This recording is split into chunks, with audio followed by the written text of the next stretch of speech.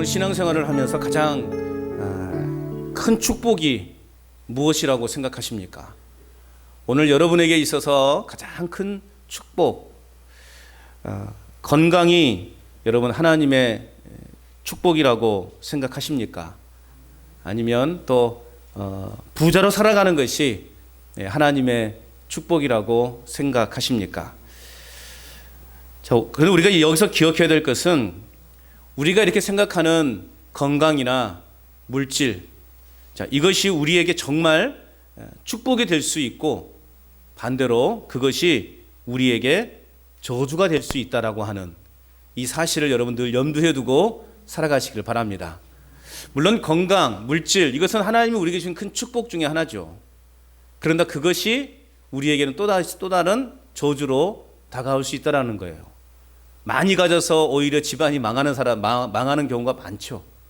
많이 가졌기 때문에 내 인생이 망치는 그런 경우가 많죠. 어느 날 갑자기 일확천금을 손에 쥐게 되어서 영원히 내가 편하게 두 다리 쭉 펴고 살겠다라고 생각했는데 몇 년 되지 않아서 쫄딱 망하는 그런 사람들이 많이 있습니다. 로또 1등에 당첨된 사람들의 통계를 보니까 여러분 거의 한 70%, 80%가 이전의 삶보다 더 비참한 삶으로 전락되었다라는 그런 통계가 있습니다. 그러고 보면 여러분 물질이 우리에게는 큰 축복이 아니다라는 것을 우리는 또 기억해야 할 것입니다. 여러분 우리 손에 쥐어지고 있는 이것이 우리에게는 정말 축복으로 다가오는 그러한 것으로 만들 수 있기를 바랍니다. 사람들은 그래서 어느 편의점이 1등 로또가 많이 나왔는가에 따라서 그 편의점으로 막 몰리고 그 편의점에 막 줄을 서서 이렇게 로또를 구입하려고 하는 사람들이 많이 있습니다. 과연 그것이 우리에게 진정한 행복이고 또 축복을 가져올 수 있는 것인가? 그래서 성경은 시편에서 말씀하고 있죠. 하나님께 가까이함이 내게 복이라. 믿으십니까? 하나님께 가까이함이 내게 복이라. 건강과 물질 그리고 자녀들의 성공, 이 모든 것들이 하나님의 축복이면 틀림이 없습니다. 이것을 부인하고 싶지는 않습니다. 그러나 우리를 사랑하시는 하나님이 나와 함께 계시다고 하는 것, 여러분 이보다 더 귀한 축복이 어디 있겠습니까? 우리 인생에서 하나님이 빠지면 그것은 여러분 한낱 뜬구름에 불과하다라는 것, 여러분 명심하시고 하나님이 나와 함께하고 있다라는 이 자체만으로도 축복이다 고백할 수 있는 저와 여러분 될 수 있기를 주님의 이름으로 축복합니다. 오늘 우리가 읽은 본문은 일명 11조장이다 그렇게 우리가 알고 있습니다. 아이고 오늘 날 잘못 잡았는갑다. 오늘 또 목사님이 교회 괜히 왔더니 또 오늘 또 헌금 이야기 하겠네. 또 그렇게 생각하는 분도 있을 수 있어요. 어쨌든 오늘 본문에 보면 11조장이에요. 가장 확실하게 11조에 대해서 말씀하고 있고 또 그런 자에게 주어질 축복에 대해서도 명확하게 오늘 본문은 우리에게 말씀하고 있다라는 것이죠. 사실 이 설교자나 또 이 설교를 듣는 회중들이나 가장 부담스러운 것이 사실은 이 헌금에 관한 설교예요. 그래서 오늘 이 말씀을 참 맞이하면서 참 많은 부담감을 가졌어요. 혹시 제 말에 상처 입은 분들이라도 없어야 될 텐데, 시험 들은 분이 없어야 될 텐데 하는 그런 생각을 하게 되었습니다. 뭐 어쩔 수 없이 말라기를 지금 처음부터 순서대로 가다 보니 어쩔 수 없이 오늘 이렇게 헌금에 대해서 오늘 설교를 할 수밖에 없다라는 것 여러분 이해해 주시기 바랍니다. 왜 아멘 안 하십니까? 어쩔 수 없이 헌금에 대해서 설교해야 된다는 거 이해해 주시기 바랍니다. 한 사람도 마음에 시험 들거나 상처받지 않기를 약속해요. 약속했습니다. 네. 그래요. 어쨌든 우리가 우리의 신앙이 결국엔 헌금을 통해서 우리의 신앙이 판가름 난다라고 이야기가 틀린 말은 아닐 거예요.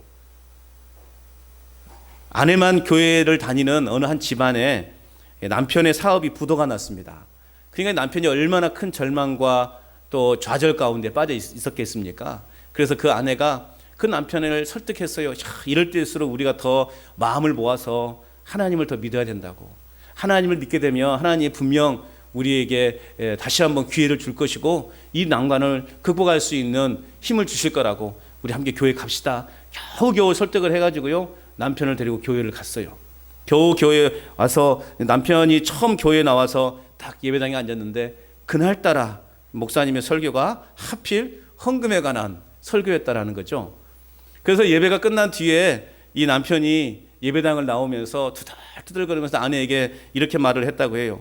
아니, 세상에서도 돈 없어 죽겠는데 교회 와도 돈 이야기 하는 거 보니 돈 없는 놈 교회 나올 수 있겠냐고, 그렇게 투덜거리면서 아내에게 이야기했다고 해요. 여러분, 그렇습니까? 돈 없는 사람 교회 못 나옵니까?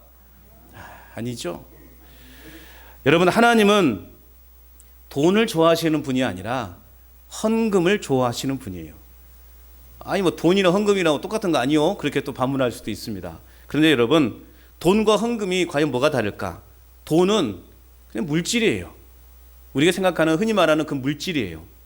그런데 헌금은 하나님께 드리는 우리의 마음인 거예요. 그러니까 하나님이 돈보다 헌금을 좋아한다는 건 뭐예요? 하나님은 물질보다 우리의 마음을 더 좋아하신다는 거예요.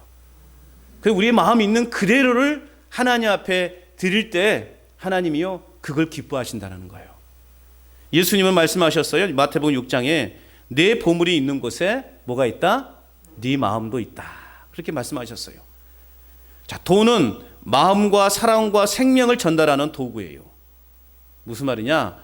우리가 사랑하고 존경하는 분을 찾아뵐 때는 빈손으로 가지 않잖아요.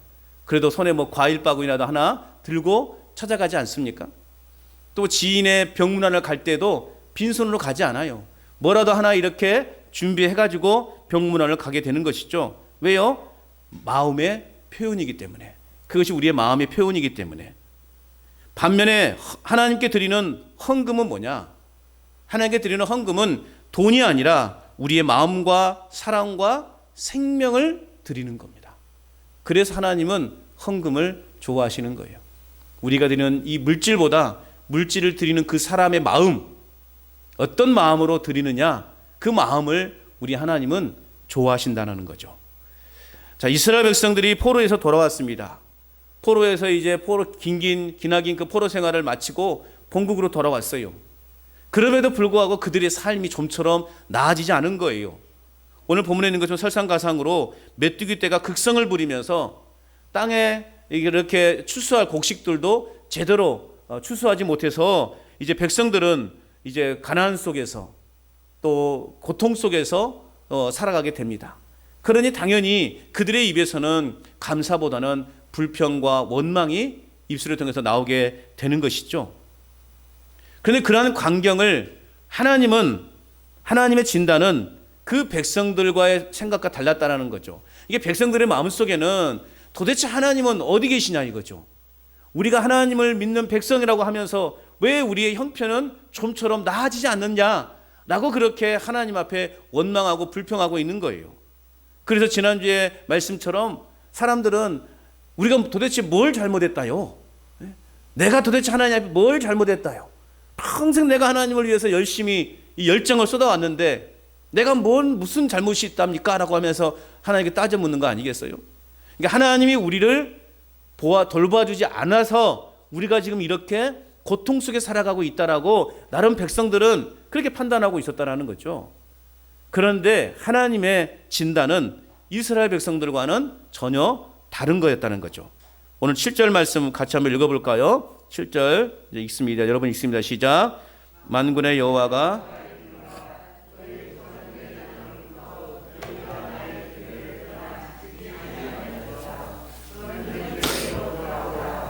그러면 나도 너희에게로 돌아가리라 하였더니 너희가 이르기를 우리가 어떻게 하여야 돌아가리까 하는도다. 자, 오늘 하나님은 이스라엘 백성들을 향해서 뭐라고 말하고 있습니까?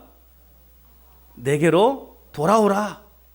내게로 돌아오라. 강력히 촉구하고 계시는 거예요. 하나님의 계명을 거역하고 엉뚱한 곳으로 나갔던 데에서 방향 전환을 해서 다시금 하나님께로 향하여 돌아오라. 하나님께서 백성들에게 선포하고 있는 거죠. 다시 말하면 회개하고 나에게로 돌아오라. 그렇게 하나님이 이스라엘 백성들 향하여 명령하고 있는 거죠. 그런데 백성들의 반응은 어떻습니까? 우리가 어떻게 하여야 돌아가리이까. 여러분, 신약에서 오순절 성령 강림 사건 이후에 베드로가요, 이제 설교할 때, 베드로가 첫 설교를 할 때 그곳에 모였던 수많은 사람들이 그 베드로의 설교에 감동을 받아서요, 우리가 이제 어찌할꼬 하면서요, 하나님 앞에 회개해서 5천 명이 넘는 사람이 그날 예수님을 믿었어요. 이런 마음의 변화가 생긴가 반면에 오늘 본문에서 이스라엘 백성들의 반응은 어떻다는 거예요? 자신들의 죄악과 불의를 인정하지 않았다는 거죠. 우리가 무슨 잘못이 있길래 우리는 회개할 것이 없다라고 한마디로 말하면 그렇게 지금 이야기하고 있는 거예요. 우리에게는 회개할 것이 없는데 우리가 어떻게 하나님 앞에 돌아간단 말입니까? 라고 이렇게 지금 뻔뻔스럽게 그들은 반응하고 있다라는 것이죠. 자, 오늘 하나님은 그분께 돌아오기 위해서 많은 일을 하라고 요구하고 있지 않아요. 하나님은 이스라엘 백성들의 잘못을 깨우쳐 주고 있습니다. 하나님은 오늘도 우리를 향해서 말씀하고 있어요. 돌아오라. 회개하고 나에게 돌아오라. 그래서 우리가 회개하고 하나님 앞에 돌아설 때 하나님이 우리에게 임하신다는 거예요. 우리를 있는 모습 그대로를 품어주신다 말씀하고 있다라는 것입니다. 오늘 하나님은 이스라엘 백성들의 잘못을 분명히 깨우쳐주고 있어요. 자, 8절 9절 말씀 또 계속 읽어봅니다. 8절 9절 시작. 하나님이 어찌 하나님의 것을 도둑질하겠느냐? 그러나 너희는 나의 것을 도둑질하고도 말하기를 우리가 어떻게 주의 것을 도둑질하였나이까 하는도다. 이는 곧 11조와 봉헌물이라. 너희 곧 온 나라가 나의 것을 도둑질하였으므로 너희가 저주를 받았느니라. 아멘. 오늘 뭐라고 되겠습니까? 너희 온 나라가 나의 것을 도둑질했기 때문에 너희가 지금 저주를 받은 것이다. 하나님은 유다의 형편이 이처럼 어려운 것은 결국 그들이 하나님의 것을 도둑질하였기 때문에, 하나님께 드려야 될 것을 드리지 않고 도둑질했기 때문에 지금 너희에게 이처럼 하나님이 저주하신다 말씀하고 있는 것입니다. 즉 11조와 헌물을 바치지 않아서 이렇게 된 것이다 라고 오늘 하나님은 이스라엘 백성들을 책망하고 있는 것입니다. 당시 고대 근동에서는 이스라엘 백성들, 이스라엘뿐만 아니라 대부분의 나라가 소유의 10분의 1을 나라에 바쳤어요. 우리나라 말하면 세금처럼 10분의 1을 바쳤어요. 그래서 이제 그것을 가지고 국가 정책을 해 나가고 또 이제 종교 의식들을 유지하는데 사용됐단 말이죠.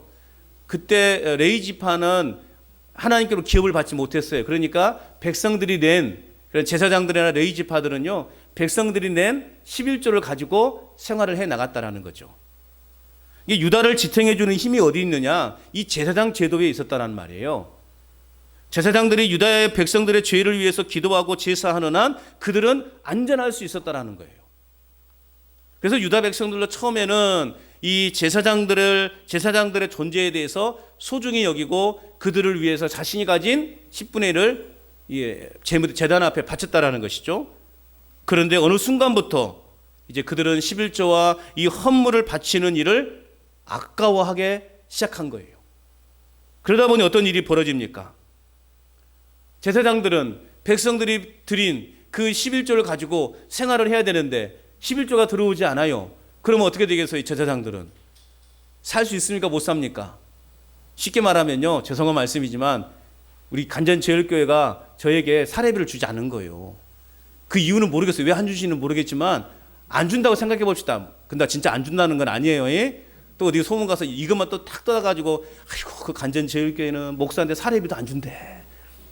그가 예를 들은 거예요. 또 반응들이 이렇습니까? 예를 드는 거라니까. 만약에 사례비를 저에게 주지 않는다면 저는 어떻게 하겠습니까? 살 수 있습니까? 못 삽니까? 그럼 저는 어떻게 해야 될까요? 예? 돈 벌러 나가야 되죠. 그렇지 않겠습니까? 아니에요. 그냥 살아요. 하나님이 먹여줘요. 현실은 아니죠. 그러니까 지금 당시 제사장들은 백성들이 드린 그 10분의 1을 가지고 이제 생활을 해 나가야 되는데 그걸 주지 않으니 어떻게 되겠냐고요. 제사장들이 성전을 떠나서 세상으로 나가는 일들이 벌어지게 되는 것입니다. 그러니 성전이 어떻게 되겠냐고요. 그래서 사람들의 신앙이 어떻게 되겠냐고요. 그래서 이제 아브라함도 당시 제사장이었던 멜기세덱에게 10분의 1을 드린 거예요. 이게 구약에서 11조의 기원을 어떻게 찾아볼 수가 있느냐? 창세기 14장에서 찾아볼 수 있는 거예요.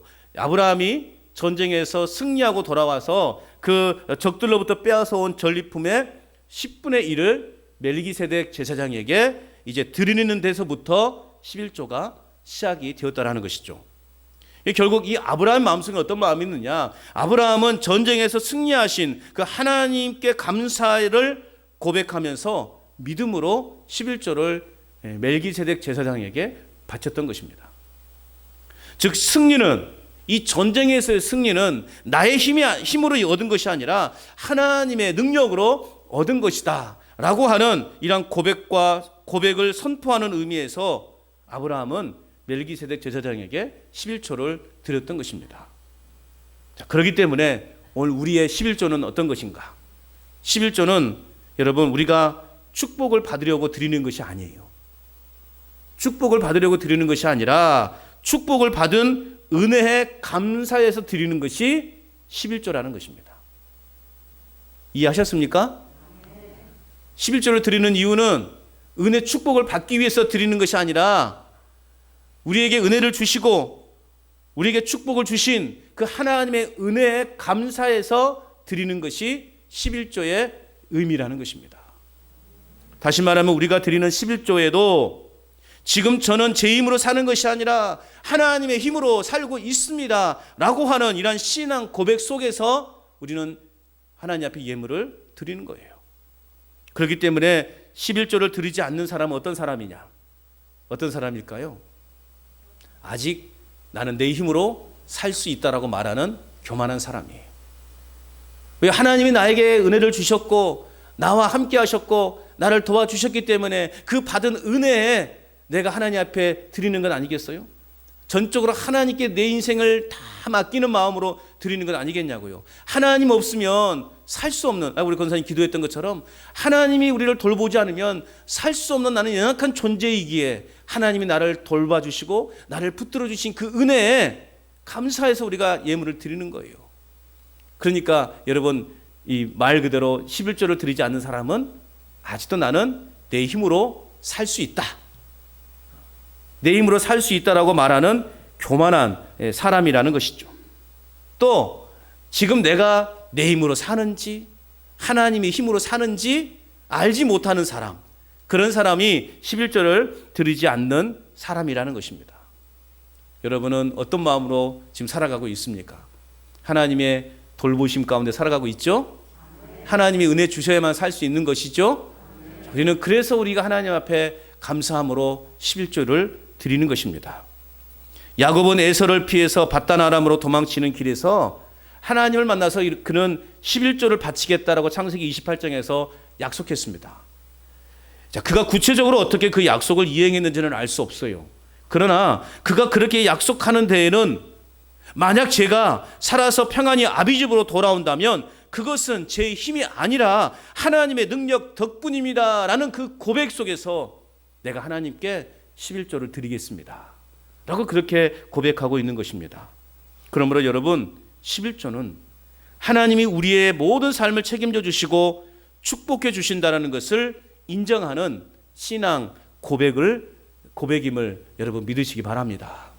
그런 고백 속에서 우리가 하나님께 11조를 드리는 것입니다. 오늘 저와 여러분들은 하나님의 선물로 인하여 사는 사람들이에요. 선물은 내가 노력해서 받은 게 아니잖아요. 내가 달라고 해서 선물을 받았다면 그게 진짜 선물입니까? 선물이 아니죠. 노력하지 않아도 거저 받은 것을 우리는 선물이라고 하죠. 우리는 그것을 고백하고 인정하는 의미에서 11조를 드리는 거예요. 내가 노력하지도 않았는데 하나님은 우리에게 이 하나님의 나라라고 하는 놀라운 축복을, 선물을 우리에게 주셨다라는 거죠. 하나님 나라라고 하는, 천국이라고 하는 선물을 우리에게 주셨다라는 거죠. 그 축복, 이보다 더한 축복이 어디 있냐고요.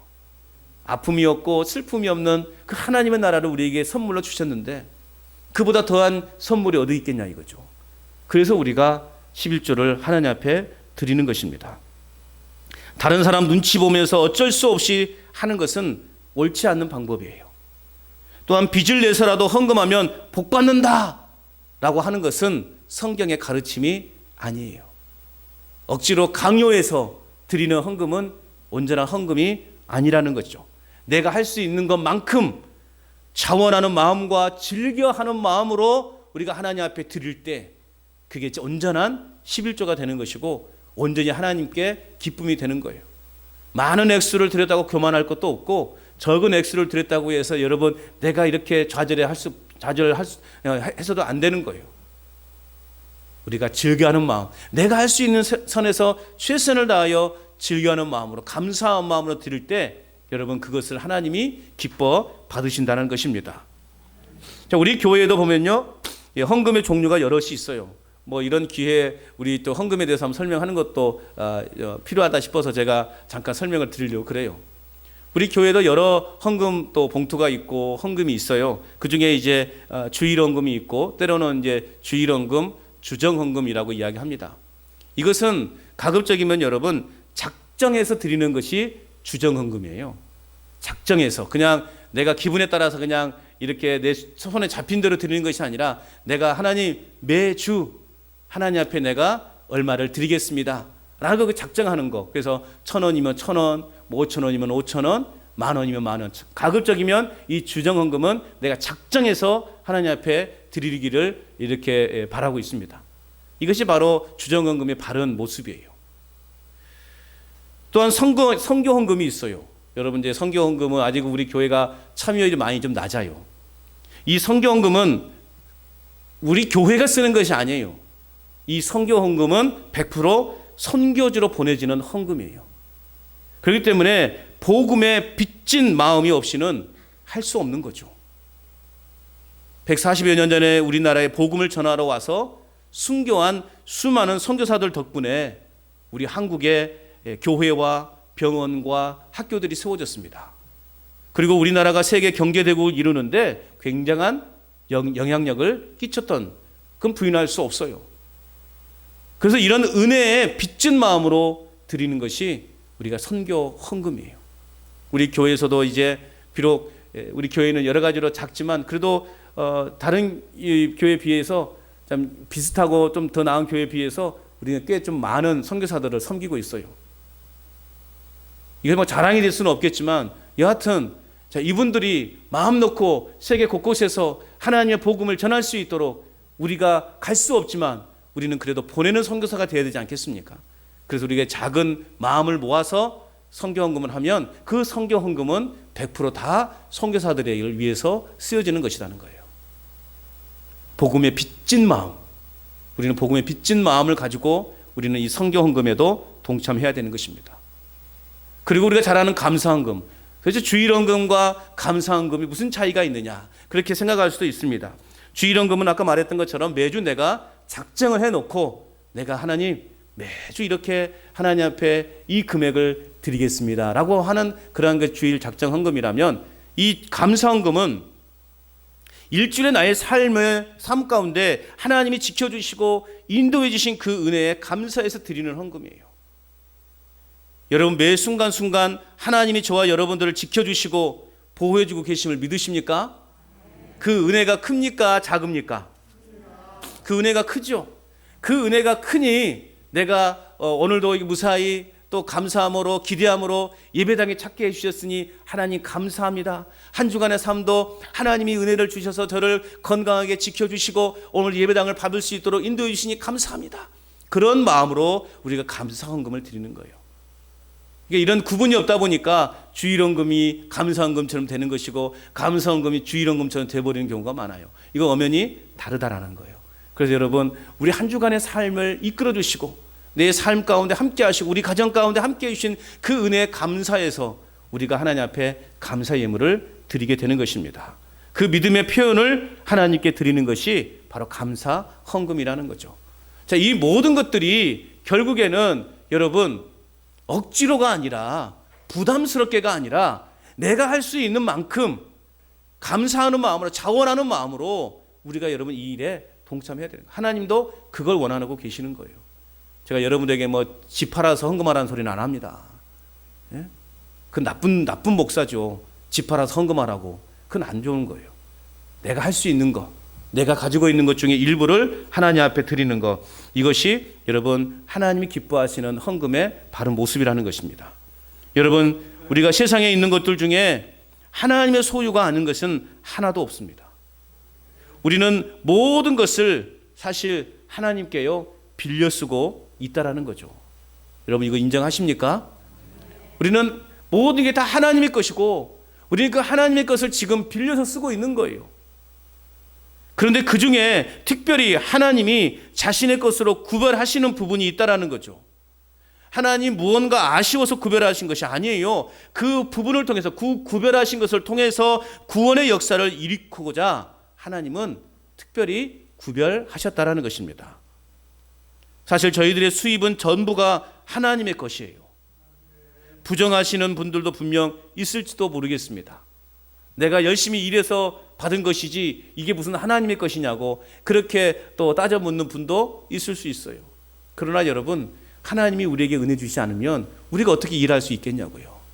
결국 하나님이 나에게 건강 주시고 은혜를 주셔서 우리는 일할 수 있는 것이고 또 내가 일한 만큼의 대가를 또 얻게 된 것 아니겠습니까?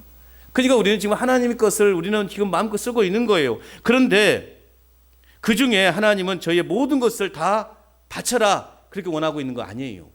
내가 너에게 준 거 다 내 것이니 다 내게 바쳐이 그렇게 말하고 있는 것이 아니에요. 하나님은 그 중에 10분의 1을 특별히 구별해서 다른 사람들의 죄사함과 구원을 위해 쓰시겠다 말씀하고 있는 것입니다.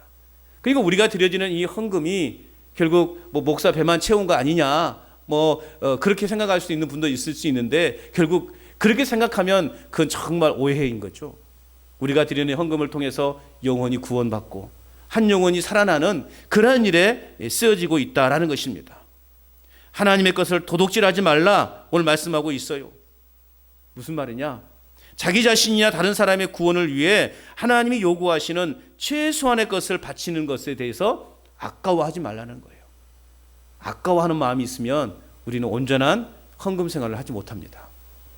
그저 내가 드리는 이 헌금을 통해서 하나님 한 영혼이 살아나는 역사가 일어나게 해달라고, 내가 드리는 이 예물을 통해서 한 영혼이 살아나는 역사가 일어나도록 여러분 그렇게 기도하는 마음으로 드리는 그 예물을 하나님은 기뻐 받으신다는 거죠. 어떤 마음으로 드리시라고요? 한 영혼이 살아나는 역사가 있게 해달라는 거죠. 그래서 그들이 바친 11조와 헌물은 그래서 구원을 위한 최소한의 예물이었다라는 것을 우리는 기억해야 됩니다. 그리고 이스라엘 자신들을 존재케 하는 기본적인 신앙 고백이었다라는 것이죠. 언약을 어긴 그들은 저주 아래 고통을 겪고 있으면서도 자신들이 지금 뭐가 문제인지를 그들은 깨닫지 못하고 있었던 거죠.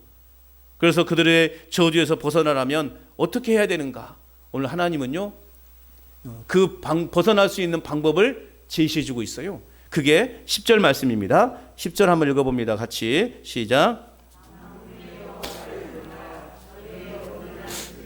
창고에 들여 나의 집에 양식이 있게 하고 그것으로 나를 시험하여 내가 하늘문을 열고 너희에게 복을 쌓을 곳이 없도록 붙지 아니하나 보라. 자, 오늘 하나님이요 안타까워하셔요. 왜 안타까워하느냐? 백성들이 11조와 헌물을 바치지 않아서 성전의 창고가요 지금 텅 비어버린 거라는 거죠. 자, 이러한 상황에서 하나님은 이 유다의 백성들에게, 이스라엘 백성들에게 강력하게 요청하고 있어요. 야, 나를 한번 시험해 보라는 거예요. 내 창고에 가득 채운 후에도 내가 너에게 복을 주는가 복을 주지 않은가 한번 시험해 보라. 그렇게 하나님이요 이스라엘 백성들이 제안하고 있는 거죠. 물론 하나님은 우리가 하나님을 시험할 대상은 아닙니다. 하나님은 오죽했으면 이렇게 말씀하셨을까요? 야, 네가 나를 한번 시험해봐라. 네 일단 성전의 창고에 쌓아놔 봐라. 그리고 나서도 내가 너에게 복을 안 주는가 한번 시험해 보라라는 거예요. 인간적인 머리로만 계산하지 말고 하나님의 뜻이라고 생각되는 일을 한번 실천해 보라는 거예요. 우리의 생각에는 하나님께 바치면 바칠수록 그만큼 우리 자신들은 가난해질 것처럼 생각해요. 여러분 그런 생각 안 해보셨습니까? 내가 하나님 앞에 바치면 바칠수록 내 인생, 우리 가정은 점점 가난해지는 것 아닌가 그런 생각할 수 있다라는 거죠. 그런데 우리 하나님은요, 참 기가 막히신 하나님이시더라고요. 우리가 필요한 만큼 하나님이 채워주시더라고요. 제가 교육전도사 때요, 여러분 지금까지 제가 살아오는 것도요, 하나님의 은혜잖아요. 우리가 뭐 열심히 뭐 이렇게 돈을 많이 법니까? 뭐 합니까? 그래도 하나님이 먹을 만큼의 양식을 우리에게 주시는 거예요. 교육전도사 때 제가 받은 사례비가요, 60만 원이었거든요. 결혼하고 나서. 그래서 그 60만 원을 가지고 뭐 11조 해야 되죠. 또 감사헌금 해야 되죠. 또 뭐 주일헌금 해야 되죠. 선교헌금 해야 되죠. 그리고 또 이제 그때 이제 교회 건축에서 뭐 작정을 하라더만요. 그래서 제가 그 건축위원장님께 말씀을 드렸어요. 아니, 저도 작정을 해야 돼요. 그랬더니요, 그 건축위원장님께 그러더라고요. 전사님도 하셔야죠. 그래가지고요, 3년 할부로 작정을 했어요. 3년 할부로. 당장 크게 없으니까. 그래가지고 그 작정 헌금 내야 되죠. 그 60만 원 받은 헌금 중에 얼마가 남겠냐고요. 살림도 해야 되고요. 학교도 다녀야 되고. 인간의 생각으로는요, 살 수 없는 금액이에요. 그러니까 아마 저희 어머니가 참 저를 불쌍하게 여기셨던 것 같아요. 그래가지고 항상 가면은 차비라고 3만 원 지어주고, 또 형님한테 받은 용돈 저에게 주고 그랬던 것 같아요. 그런데 제가요, 여러분 굶어본 사람처럼 보입니까? 예? 굶어본 사람처럼 안 보이죠? 하나님이요, 먹여주시더라고요. 저희 뭐 이렇게 통장에 있는 것은 없어요. 아무것도 없어요. 그래도 하나님이요, 학교 다니게 하시고, 또 왔다 갔다 하는 차비도 주시고, 굶지 않게 또 쌀도 주시고, 또 옷도 주시고 그러시더라고요. 딱 그만큼만. 더 가지게 되면 제가 교만할까봐 하나님 그만큼만 주시더라고요. 하나님 그렇게 아무튼 저희가 가진 것 절반 이상을 드렸어요. 그래도 하나님이 굶기지 않더라고요. 그러니까 믿지 않는 우리 친구들이나 또 가족들은 한심하죠. 뭐 먹고 살라고, 너 뭐 먹고 사냐? 통화하면 잘 먹고 사냐? 그거부터 물어요. 잘 먹고 사냐? 잘 먹고 살아요, 저. 여러분, 인간의 생각으로는 이해할 수 없죠. 인간의 생각을 이해할 수 없는 것을 하나님은 하시더라는 거예요. 그러니까 하나님이 오늘 말씀한 거예요. 야, 한번 실천해 봐. 의심만 하지 말고, 불평만 하지 말고 한번 실천해 보라는 거예요. 내가 너에게 붙지 않냐나 한번 보라는 거예요.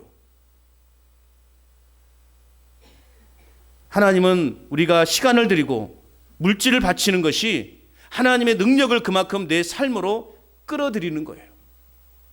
내가 이만큼 바쳤으면 이만큼 이상을 우리는 내 것으로 끌어들이려는 것이에요. 하나님은 저희가 성전 창고를 먼저 채울 때 오늘 뭐라고 말씀하고 있습니까? 하늘문을 열고, 할렐루야, 하늘문을 열고 여러분 복을 부어주실 것이라고 약속하셨습니다. 여러분, 과거 노아 시대에는 하늘문을 열어서 어떻게 했습니까? 홍수로 심판하셨어요. 그런데 이번에는 우리 하나님께서 하늘문을 열고 복을 쌓을 곳이 없을 정도로 오늘 우리에게 부어주시겠다 말씀하고 있습니다. 그러므로 여러분, 백성들이 할 일은 뭡니까? 비록 현재는 가뭄과 기근으로 현재 삶은 어렵지만 하나님을 믿음으로 하나님께 봉헌하는 것이었어요. 저희가 하나님을 위해 조금만 희생해도 하나님은요, 아주 크게 우리에게요 복을 주신다.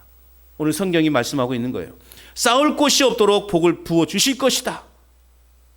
이건 단순히 배를 불릴 양식을 많이 주신다는 말씀은 또 아니겠죠. 엄밀히 따지면 이 말씀은 결국 엄청난 성령의 은혜를 우리에게 부어 주실 거라는 거죠. 세상을 이길 힘을 우리에게 부어 주실 거라는 것이죠. 그러므로 우리는 하나님 앞에 이런 온전한 마음으로 드릴 수 있어야 돼요. 내 욕심을 따르지 않으며 내게 주신 것들을 자꾸 하나님 앞에 드리는 생활을 할 때 하나님은 우리 인생 가운데 넘치도록 은혜의 복을 부어주실 것이다 약속하고 있는 것입니다. 자, 오늘 보면 11절 12절 말씀 한번 읽어볼까요? 시작. 만군의 여호와가 이르노라.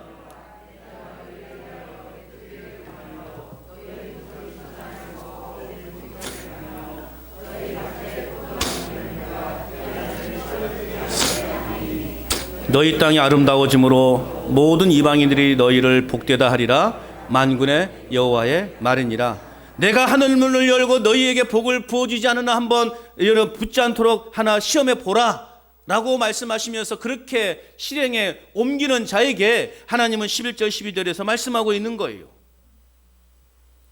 여러분, 농사 짓는 사람에게 황충 같은 이 해충을 막는 일이 얼마나 중요한지 몰라요. 농사 지친 분들 다 그렇잖아요. 병충해가 오는 것을 막아야 되잖아요. 한번 와버리면 그해 농사는 거의 망했다고 보는 거잖아요. 그런데 그렇지 않도록 하나님이 지켜주시겠다라는 거예요. 또 포도 농사를 짓는 사람에게는 수확 전에 떨어지는 열매가 없도록 하나님이 그렇게 지켜주시겠다는 말씀이에요. 유다 백성들이 하나님 앞에 최소한의 것을 지킨다면 문자 그대로 오늘 하나님은 황충도 오지 않고 포도 열매도 떨어지지 않을 것이다. 여러분, 우리가 드리는 이 헌금은요, 최소한의 것이에요. 하나님이 여러분의 전 재산을 원하고 있는 것이 아니에요. 하나님은 여러분이 가지고 있는 것 중에 극히 일부를, 그 일부를 감사하는 마음으로, 자원하는 마음으로, 기뻐하는 마음으로 드려라 원하고 계셔요. 그렇게 드리는 자에게 하나님은 하늘문을 열고 넘치도록 부어주시겠다 말씀하고 계시는 것입니다. 이스라엘 백성들에게 있어서 헌금을 드리지 않는 것은 결국 그들의 믿음의 문제예요. 오늘 우리가 헌금을 드리지 못하는 것은 결국 우리의 믿음의 문제인 거예요. 우리의 믿음의 분량이 아직도 멀었다, 그렇게 판단하시면 돼요. 내가 오늘 헌금을 드리면서 아까워하는, 사실 저보다는 제 아내가 이 예물에 대해서는 더 완벽합니다. 저는요 조금 그냥 줄여도 돼 그러잖아요. 그런데 저 사람은 아니래. 받은 그대로 드려야 된대요. 좀 제할 건 제하고, 우리도 먹고 살아야 되지 않냐? 아니래. 그래서 저희 집 아이들에게는 어릴 적부터 가장 강조했던 것은 항상 11조였습니다. 그래서 용돈을 받으면 무조건 11조는 떼어내는 거예요. 무조건 11조를. 근데 이제 크니까 이제 관리를 안 하니까 조금 이런 부분에서 시험에 드는 것 같아요. 월급 이제 받아지는 게 많으니까. 조금 받을 때는 띄었는데 이 많이 받아서 많이 뛸라 그러니까 이것들이 이제 조금 머리를 막 쓰고 있더라고요. 절대 그것은 양보하지 않습니다. 어쨌든 11조 생활은 반드시 지켜야 된다. 다른 건 몰라도 11조 생활만큼은 제대로 해라. 이게 늘 강조하고 있습니다. 극히 작은 것이지만 그러나 하나님은 그걸 기뻐하시는 거죠. 우리가 어떤 마음으로 우리가 헌금 생활을 하고 있습니까? 물론 물질적인 어려움도 있을 수 있어요. 그러나 근본적인 문제는 뭐냐? 하나님을 우리가 신뢰하지 못하기 때문에. 하나님 오늘 명령 말씀하셨잖아요. 시험해봐라. 내가 네 창고에 붙지 아니하나 시험해보라라고 말씀하셨잖아요. 그럼 우리는 그 말씀대로 신뢰해야 되는 거예요. 신명기 28장의 약속에 따르면 여호와의 말씀을 삼가 듣고 그 모든 명령을 지켜 행하면 복이 임할 것이다. 할렐루야. 말씀하셨어요. 백성들은 아직 여호와의 약속을 신뢰하지 못했기 때문에 이러한 일들이 발생한 거예요. 본인들이 뭘 잘못했는지도 몰라요. 어떤 죄악 가운데 있는지도 그들은 깨닫지 못했던 거예요. 그런데 여러분, 하나님은 오늘 우리에게 복 주시기를 원하십니다. 이스라엘 백성들이 신실하기만 하다면, 오늘 저와 여러분들이 신실하기만 하다면, 하나님을 절대적으로 신뢰하고만 있다면 하나님께서는 상상할 수 없는 복을 우리에게 부어주실 거라고 하는 사실을 여러분 믿으시기 바랍니다. 여러분, 어떻게 헌금 생활하고 계십니까? 헌금은 우리를 가난하게 하는 것이 아니라 헌금은 우리를 부유하게 하시는 겁니다. 이것이 헌금의 비밀이에요. 결코 가난하게 만드는 것이 아니에요. 아이고, 이거 없으면, 이거 바치면 나 이거 큰일 날 것 같은데 라고 하지만 그러나 큰일이 나지 않더라고요. 여러분 그동안 오랫동안 헌금 많이 하셨잖아요. 그죠? 지금까지 여러분 교회 다니시면서 헌금한 계산하면 마침 몇천 원 샀을걸요? 그만큼 우리는 많은 헌금을 그동안 하나님께 드렸어요. 그런데 여러분 지금 가난하신 분 계셔요? 그 헌금 해가지고 여러분 막 굶어 곧 죽을 지경까지 그 가보신 적 있으십니까? 없잖아요. 지금 잘 살고 계시구만요. 옷도 좋은 거 입으시고 머리도 예쁘게들 하셨고, 예? 얼굴도 그냥 반질반질들 하시고, 나이가 지금 60인지 50인지 분간하지 않을 정도로 이게 젊어 보이시구만요. 여러분, 그렇죠. 이게 헌금의 비밀이에요. 헌금은 우리를 가난하게 만드는 것이 아니라 우리로 하여금 부유하게 만드는 거예요. 오늘 본문이 우리에게 말하는 바가 무엇이겠습니까? 우리는 세상 사람들과 완전히 다른 존재이다. 즉 하나님의 백성이 세상의 기준을 쫓아가면 망하게 되는 거예요. 왜 그렇습니까? 우리의 길은 그들의 길과 분명 다르기 때문에 그렇습니다. 하나님 앞에서 자신의 자리를 지키며 작은 것을 희생하기로 여러분 결단하시기를 바랍니다. 하나님은 저희를 향하여 말씀하십니다. 너희를 복된 사람으로, 복된 삶으로 만들어 주겠다. 오늘 하나님은 우리에게 약속하고 계십니다. 이 약속의 말씀을 여러분 우리 마음 가운데 새기시기를 바랍니다. 성도로서 책임을 다하는, 성도로서의 책임을 다하는 그러한 예배자, 그러한 예배자로 살아가야 합니다. 복음의 사람 예배자로 살게 하소서. 어떤 자가 정말 그 책임을 다하는 성도입니까? 하나님 앞에 온전한 예배로 드리는 자예요. 그 예배 속에는 우리의 헌신이 있는 거예요. 우리의 희생이 담겨져 있는 거예요. 그런 마음으로 예배 자리를 지킬 때 오늘 우리의 예배가 복이 넘치는 것입니다. 따라서 합시다. 복음의 사람 예배자로 살게 하소서. 다시 한번 복음의 사람 예배자로 살게 하소서.